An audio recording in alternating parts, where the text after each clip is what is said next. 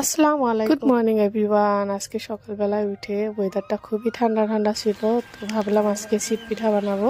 তো শুকনো গুঁড়ি ছিল, শুকনো গুঁড়ি দিয়ে আজকে চিট পিঠা বানাবো। তো আমি চালের গুঁড়ি গুলাই নিছি, তারপরে এই যে চিট পিঠা বানাচ্ছি। জানি না কীরকম হবে, অনেকদিন পর আমি ট্রাই করতেছি। মনে হয় 1 বছর পরে আমি এটা ট্রাই করতেছি। তো দেখুন চারপাশ থেকে কি সুন্দরভাবে উঠে গেছে, গিয়ে লাল চা হচ্ছে, এদিকে আমি চিট পিঠা বানাচ্ছি। আর বাইরে ওয়েদারটা দেখুন, কিনকিনা বৃষ্টি। তো আমরা এখানে বানাচ্ছিলাম আর হাসতেছিলাম।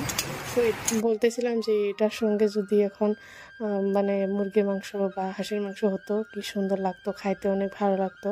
তো এদিকে চা আর চিটপিঠা হয়ে গেছে, আমরা সবাই মিলে একসঙ্গে খাইতে বসছি।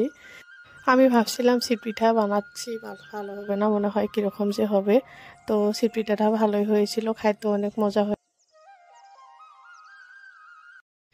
তো আমরা 3 টাইম চা খাই, 3 টাইম চা আমরা পরিবারের সবাই একসঙ্গে বসেই খাই। আর আমরা ভাত খাই 2 টাইম, 2 টাইম আমরা পরিবারের সব একসঙ্গে বসেই খাই। তো সবাই একসঙ্গে বসে মিলেমিশে খাইলে কত যে মনে শান্তি লাগে, কত যে ভালো লাগে। তো ওইদিকে বসে আমরা খাচ্ছিলাম, আর বাইরের ওয়েদারটা খুবই ঠান্ডা ছিল। তো আজকে ভিডিওটা কেমন লাগলো কমেন্ট করে জানাবেন। ভালো থাকবেন, সুস্থ থাকবেন। আল্লাহ হাফিজ।